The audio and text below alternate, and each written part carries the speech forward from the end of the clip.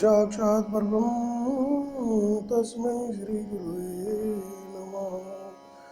अखण्डमण्डलाकारं व्याप्तं येन चराचरं तत्पदं दर्शितं येन तस्मै श्री गुरुवे नमः।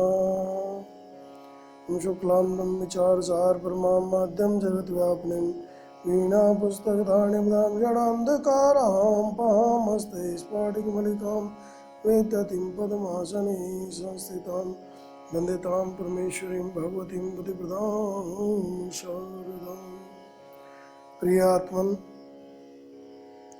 आज की इस मधुर वेला में पतित पावनी माँ गंगा तट ऋषिकेश की तपोभूमि से इस अखंड महायोग में हम आप सभी का हार्दिक अभिनंदन करते हैं एवं आपके अंदर बैठी हुई उस महामाया जगत जननी अखिल ब्रह्मांड की नायक कुंडलिनी शक्ति को कोटि कोटि नमन करते हैं, नतमस्तक होते हैं उनके श्री चरणों में। और आज का जो विषय है जिस पर हम चर्चा कर रहे हैं वो चक्र रहस्य नामक पुस्तक जो अखंड महायोग की है उस पर हम परिचर्चा कर रहे हैं। तो आज का जो हमारा विषय है वो है मणिपुर चक्र। मणिपुरे देवतीर्थ पंचकुंड सरोवरम तत्र श्रीकामना तीर्थ स्नाति यो मुक्तिमिच्छति। अर्थात जो लोग मुक्ति की इच्छा करते हैं वे तृतीय नाभि स्थान के मणिपुर चक्र में जो देव तीर्थ है, जहाँ पंचकुंड सरोवर है और कामना तीर्थ है, वहाँ स्नान करते हैं। मणिपुर चक्र को समझिए। मेरुदंड में नाभि के ठीक पीछे मणिपुर चक्र स्थित है। मणिपुर का अर्थ होता है मणियों का नगर।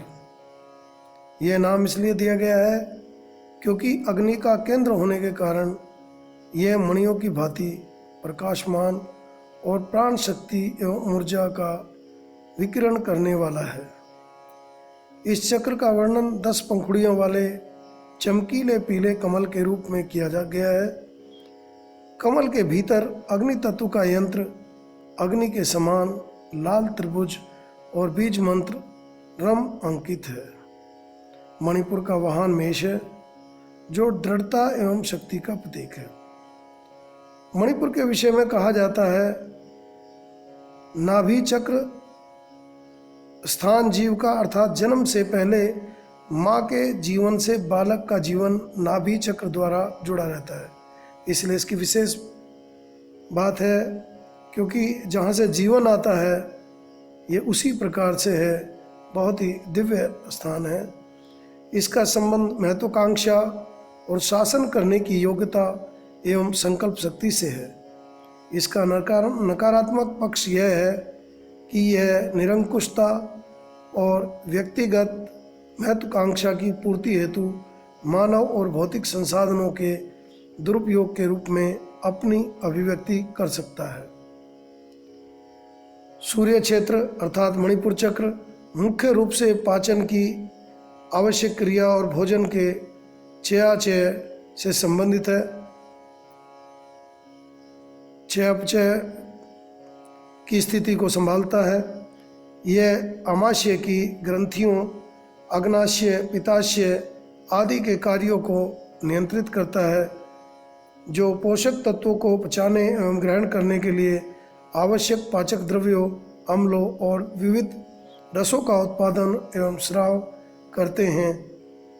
मणिपुर चक्र वह अतीन्द्रिय केंद्र है जो इन समस्त गतिविधियों को नियंत्रण करता है। वृक्क के ऊपर स्थित उपवृक्क एडिनल ग्रंथि का संबंध भी मणिपुर से है। आपातकालीन परिस्थितियों में वे रक्त में एडिनलिन का स्राव करते हैं जिससे सभी शारीरिक क्रियाएं तीव्र हो जाती हैं और मन चौकस एवं सावधान हो जाता है। साथ ही हृदय गति बढ़ जाती है, श्वास तीव्र हो जाता है और अन्य कई परिवर्तन परिलक्षित होते हैं। उससे मानव शरीर कहीं अधिक क्रियाशीलता के लिए तत्पर हो जाता है। जो व्यक्ति आलस्य, निराशा या अपचन और मधुमेह जैसे पाचन संस्थान के दोषों से पीड़ित हैं, उन्हें मणिपुर चक्र पर इस भाव के साथ ध्यान करना चाहिए कि इस क्षेत्र में ऊर्जा का विकिरण हो रहा है। इस चक्र पर एकाग्रता के लिए दीप्यमान सूर्य या अग्नि के गोले का मानस दर्शन करें, अनुभव करें कि ऊर्जा प्रकाश के रूप में इस क्षेत्र में विकिरण होकर संपूर्ण शरीर में व्याप्त हो रही है। मणिपुर चक्र अपने आप में बहुत ही आनंदित करने वाला चक्र है। मणिपुर चक्र नाभि के मूल में स्थित है। यह निंद्रा, इच्छा, सांसारिक मोक्ष, भय, विश्वासघात, लज्जा, ईर्ष्या, दुख आदि का आधार है। यदि सहस्रार चक्र की बात न की जाए तो यह चक्र अन्य सभी चक्रों में सर्वाधिक महत्वपूर्ण है। अनेक महर्षियों ने इसे अध्यात्म का प्रवेश द्वार भी माना है। क्यों? क्योंकि प्राण और अपान की एकता का मुख्य केंद्र बिंदु मणिपुर चक्र है। जब तक प्राण अपान की एकता नहीं हो जाती, नीचे के दोनों मूलाधार और स्वाधिष्ठान आपके सिद्ध नहीं हो जाते, तब तक मणिपुर चक्र पर नहीं पहुंचते और तब तक प्राण अपान की एकता नहीं बनती। इसी के द्वारा साधक नैसर्गिक लोक में प्रवेश कर सकता है। उपग्रह को जिस प्रकार अंतरिक्ष में जाते समय गुरुत्वाकर्षण सीमा का अतिक्रमण करने के लिए विशिष्ट बल की आवश्यकता पड़ती है, उसी प्रकार कुंडलिनी शक्ति को भी ऊपरी चक्रों पर जाने के लिए मणिपुर चक्र का भेदन करने में विशेष बल लगाना पड़ता है। इसके अतिरिक्त अत्यंत महत्वपूर्ण ग्रंथि रुद्र ग्रंथि का निवास भी यही है। इस चक्र में ध्यान लगाने से श्रेष्ठ स्वास्थ्य एवं दीर्घायु की प्राप्ति होती है। धर्म कर्म में संतुलन उत्पन्न करने की इसी चक्र में क्षमता है। चक्र के प्रभाव से संभव होता है। इसी पर ध्यान लगाने से साधक को अपने भौतिक शरीर का ज्ञान होता है। एक बार संत ज्ञानेश्वर को भिक्षा रूप में कहीं से कठिनता से थोड़ा सा आटा रोटी बनाने के लिए प्राप्त हुआ।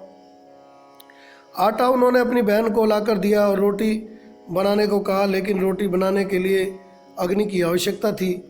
सो दूसरा भाई अग्नि लेने एक गांव में गया, किंतु किसी ने भी उसे अग्नि नहीं दी और अपमानित किया। उसने आकर भाइयों के से कहा, अग्नि नहीं मिली। तब तक बहन ने आटा गूंद लिया था। सभी असमंजस में आ गए।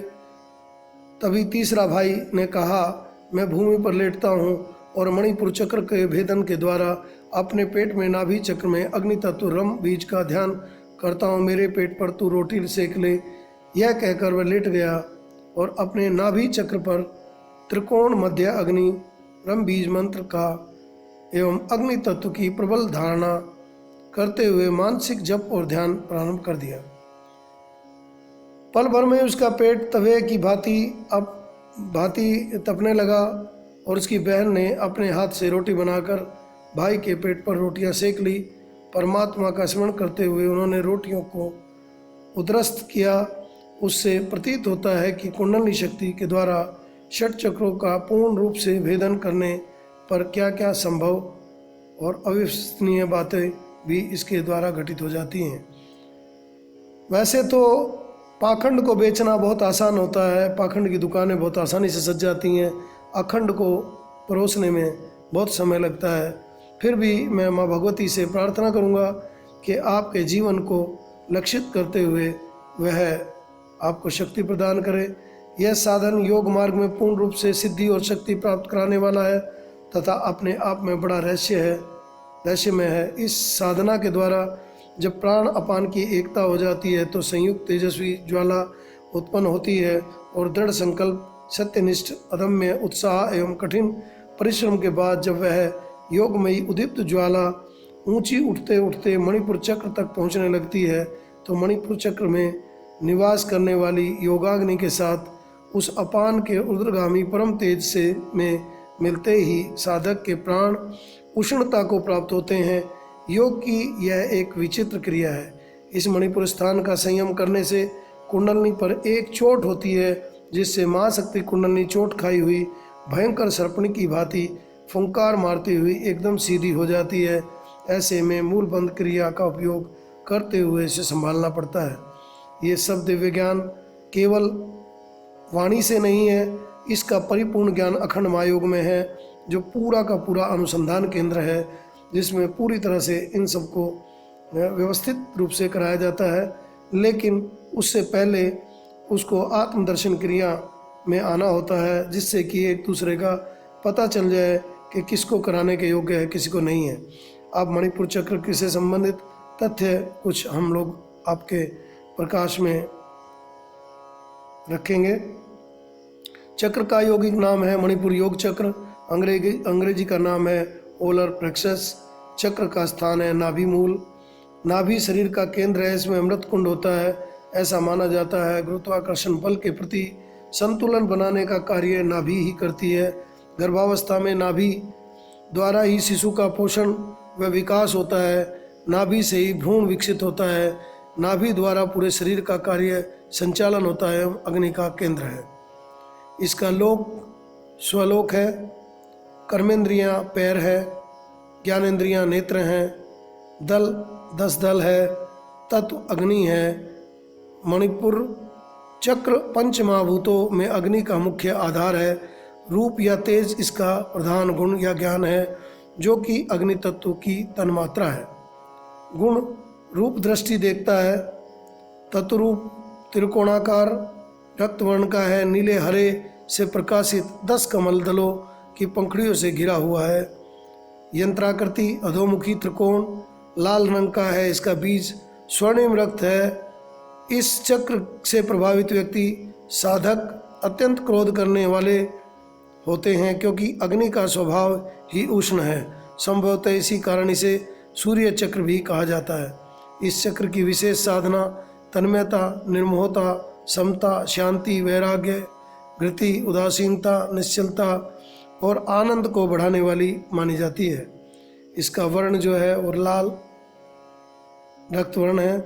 दलों के अक्षर है ढम ढम नम तम थम धम धम नम पन त्रम रम। बीज मंत्र है रम। शुद्धोच्चारण के साथ बारंबार बीज मंत्र रम की पुनरावृत्ति की जाती है तो उस ध्वनि की तरंगों के प्रभाव से रस की आत्मसात करने की शक्ति आती है तथा पाचन शक्ति बढ़ती है, क्योंकि इससे जठराग्नि उद्दीप्त होती है। इसके अतिरिक्त ऊर्जा शक्ति में भी वृद्धि होती है और दीर्घायु प्राप्त होती है। वाहन है मेढ़ा, मेष जिसको कहते हैं। अग्नि का वाहन भी मेढ़ा ही कहा गया है और अग्नि का बीज मंत्र भी रम ही होता है। मेढ़ा स्वाभिमानी, बलवान, अहंकार और लबालब भरा हुआ, सदैव लड़ने की उतावला होता है। उछल कर यह सीधा सिर पर आक्रमण करता है। देव हैं रुद्र चक्र, अधिपति देवता रुद्र शिव ही हैं।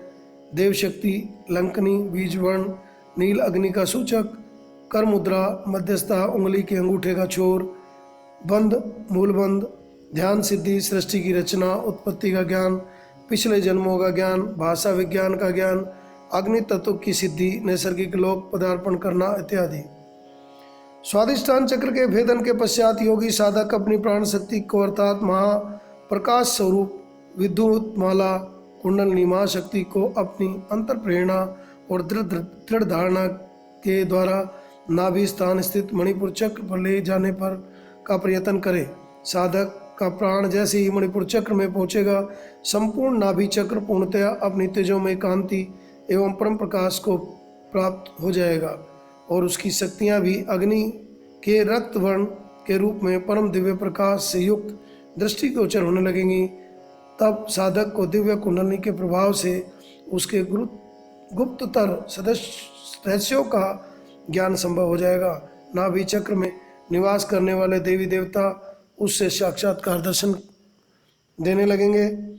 अर्थात ये सारी चीज़ें आपको बताई जा रही हैं, लेकिन इनके मूल में यदि आप जाकर देखेंगे तो आपको पता लगेगा कि ये सारी वस्तु स्थिति घटित घटना चक्र में होती है और यदि घटना नहीं होती तो समझ लीजिए मिथ्यावाद है। केवल इस योग में एक ही दिव्यता है, वो है संपूर्ण का संपूर्ण योग जागृत है, अपने आप में प्रकाश स्वरूप है, अपने आप को पता लगता है, आपको दिव्य दर्शन कराता है। इसीलिए इस योग की विशेष महत्ता है। ये योग नहीं महायोग है, अखंड महायोग जो निरंतर आपके अंदर चल रहा है। अब मैं आज का विषय यहीं समाप्त करूंगा और आपके अंदर बैठी हुई इस माँ भगवती को कोटि कोटि नमन एवं मंगल कामनाएं आपके जीवन के लिए। आपका मंगल हो। हरिओम तत्सत, हरिओम तत्सत।